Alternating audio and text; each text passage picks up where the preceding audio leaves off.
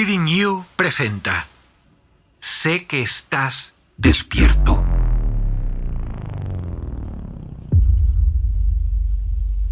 Como habrás oído ya 1.000.000 de veces, en los países grandes, en las grandes ciudades, suelen suceder los hechos más horrorosos, lo que da origen a las leyendas, como por ejemplo una muy especial que te voy a contar ahora.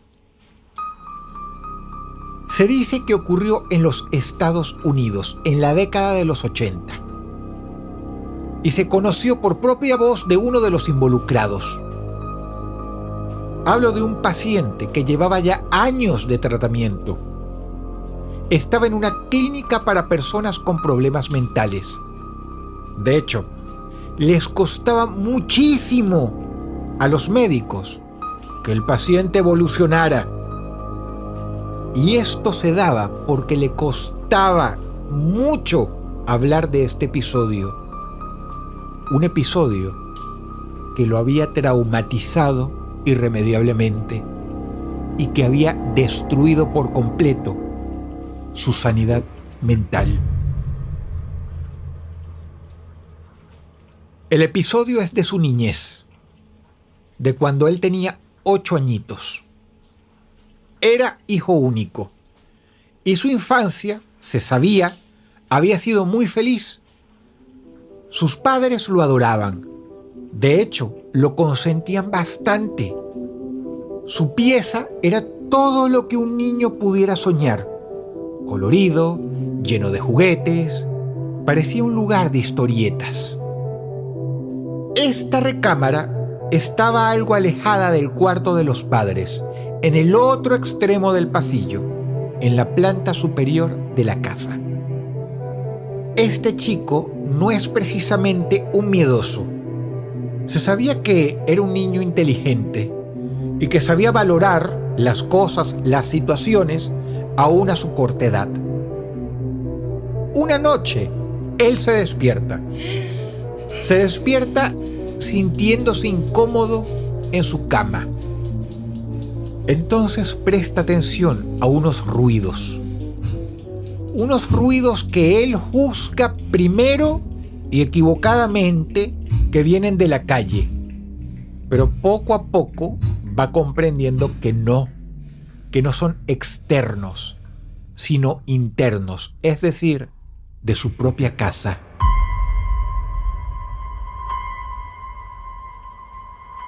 Entonces piensa, podía ser papá, podía ser mamá, o quizá ambos.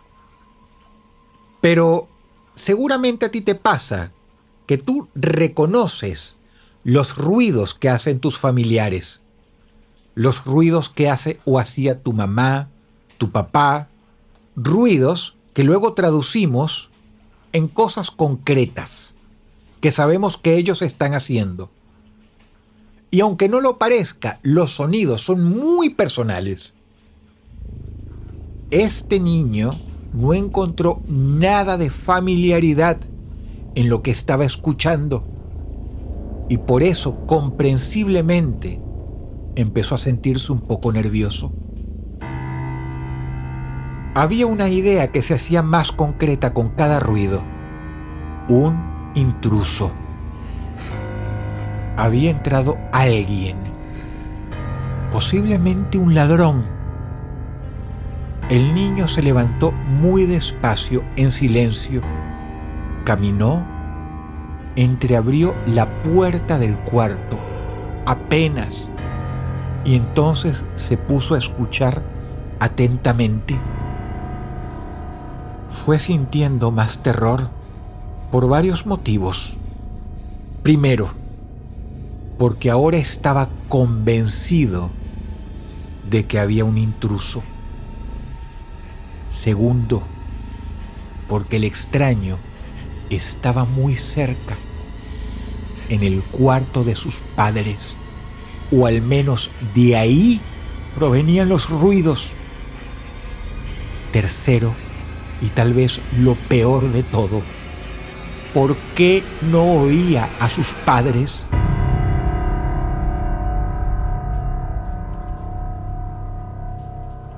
No sabía si estaba bien acercarse. Y él, como te dije antes, es un chico inteligente. Trató de imaginar qué esperarían sus papás de él. Estaba casi seguro que si se les aparecía en su cuarto, se enojarían. No, no, no, no. Mejor no asomarse tan siquiera. Así que volvió sobre sus pasos con el mismo cuidado y silencio. Y así se acostó. Se arropó hasta el cuello y esperó. Obviamente, no puede dormirse. El miedo no lo abandona, porque los ruidos siguen. Se quiere tranquilizar pensando en que no escuchó ningún grito, al menos ninguno desde que había despertado. Mejor concentrarse y escuchar. Tengo que ser fuerte, pensaba. Tengo que ser fuerte. Lo repite para convencerse, porque los golpes que se escuchan no auguran nada bueno. El chico trata de controlar su cuerpo y de no temblar tanto. Más adelante pensaría mucho en esos momentos. Invertiría una enorme parte de su vida, de hecho, en ello. Y llegó a sentir mucha culpa. ¿Por qué no hice nada? Para cualquier otra persona estaba claro. Porque tenía miedo, porque estaba aterrorizado, porque su mente no estaba preparada para ello. Pero ahí, arropadito y acostado como estaba, solo quería pensar en que todo se iba a arreglar. El niño paró las orejas. Escuchó que se abría una puerta. Esa que reconocía era la del cuarto de los padres. Y tras unos segundos salió alguien. Oyó sus pasos con mucha atención, aferrándose a las sábanas. No era su mamá, tampoco era su papá. Imaginaba a una persona grande y de físico corpulento, porque los pasos sonaban pesados y algo torpes. Junto a los pasos se oía algo más, algo que era arrastrado. Los sonidos se acercaban al chico. El niño se lo imaginaba. El intruso venía por el pasillo. Los pasos llegaron aproximadamente hasta la mitad del mismo y allí se detuvieron. Lo que fuera que arrastraba el extraño, ahí lo dejó. Él retomó la marcha, solo, otra vez hacia el cuarto de los padres. El niño pensó en salirse de la cama y volver a asomarse. Tan solo un segundo, a ver qué pasaba, pero no llegó a sentarse siquiera en la cama cuando los ruidos continuaron. La puerta del otro cuarto se abría y los pasos regresaban, arrastrando algo por el pasillo, tal como sucedió antes. Ustedes se pueden imaginar la desesperación del niño. Cada segundo pasaba como si fuera un minuto. Y el chico estaba ahí en silencio, oyéndolo, oyendo cómo arrastraban algo pesado por la alfombra del pasillo. Y cada vez lo podía escuchar más nítidamente, porque ese extraño se acercaba a su cuarto y ya era más miedo del que podía soportar.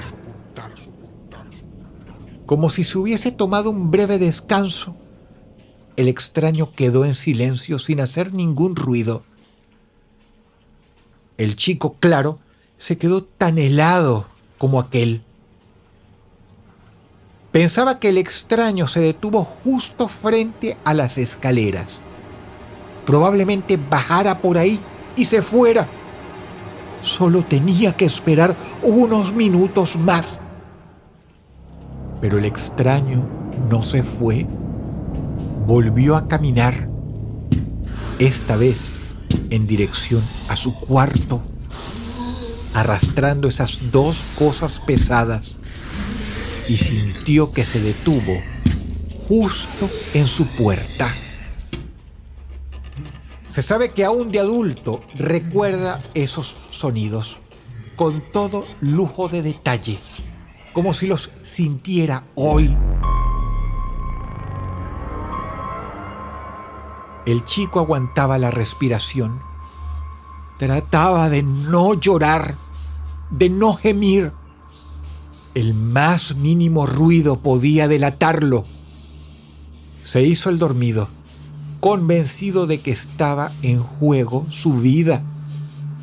Iba a entrar de un segundo al otro. El chico cerró los ojos y trató de acompasar la respiración lo más que pudo. Ya se escuchaba el sonido de la puerta, esta vez la suya, que se abría suavemente.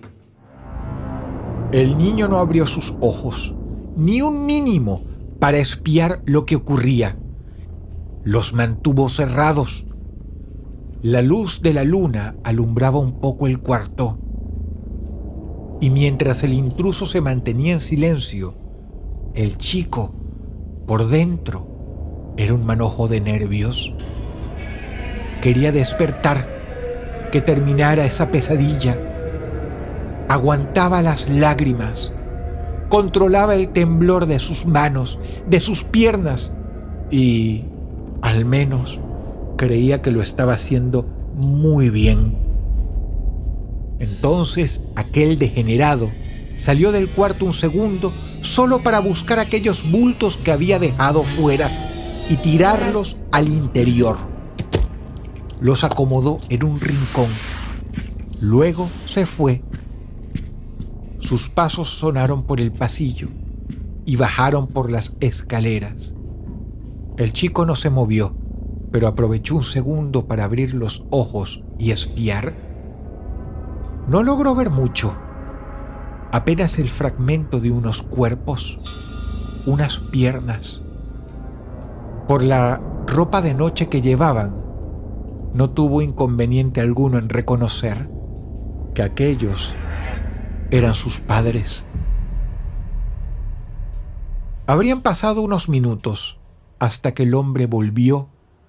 El chico no se había movido y tenía bien cerrados sus ojos nuevamente. El niño no lo veía, pero este extraño volvió con dos sillas en sus manos. Dos sillas que tomó del comedor y que con mucho cuidado acomodó frente a la cama del chico. No las puso en cualquier lugar. Ubicó una bien cerca del niño, cerca de donde tenía orientada su cara, y luego la otra justo al lado. El niño por dentro se preguntaba: ¿qué está haciendo? ¿Qué está pasando? ¿Por qué no se va de una vez? Si el extraño lo sorprendía despierto, o peor aún, si llegaba a descubrir que el niño le vio su rostro, era seguro que lo mataría. Y él lo sabía. El hombre agarró los cuerpos de sus padres y los acomodó en las sillas. Entonces agarró un cuchillo, o lo que el chico pensaba que era un cuchillo, y le abrió una herida horrible a su papá. El hombre siguió ahí, manipulando esos cuerpos. Luego rodeó la cama y fue hasta la pared. A cada paso suyo, el chico pensaba: ¿qué hace? Debe estar mirando por la ventana. Pero no. Comenzó a oír un sonido que hacía el hombre con sus manos o sus dedos, como si rozara la pared y la frotara y la frotara. Solo se detenía unos segundos y volvía aquello al roce de las manos. Eran sonidos largos y continuos que para el chico duraron horas.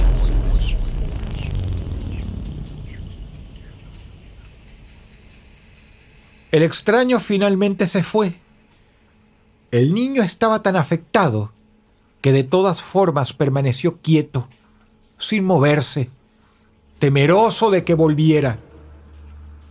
De golpe no pudo más. Empezó a gemir, empezó a sollozar y después a llorar desesperado. Todos esos momentos son muy confusos. No recuerda si él llamó a la policía o a algún conocido para pedir ayuda. Su casa se llenó de oficiales, de forenses, de detectives. El vecindario se revolucionó. Pero esta historia no termina así. Esta historia termina cuando el sol da sus primeros rayos a través de la ventana del niño y finalmente éste reúne las fuerzas para sentarse, para volver a mirar alrededor y evita mirar al costado para no ver los cuerpos de sus padres desangrados en la silla, y baja la cabeza y luego mira al frente. Allí en la pared había un mensaje. No era un dibujo, no eran líneas psicodélicas como él había sospechado. Era un mensaje escrito en letras rojas con la sangre de sus propios padres. Un mensaje que el intruso había dejado para él y que decía: sé que estás despierto.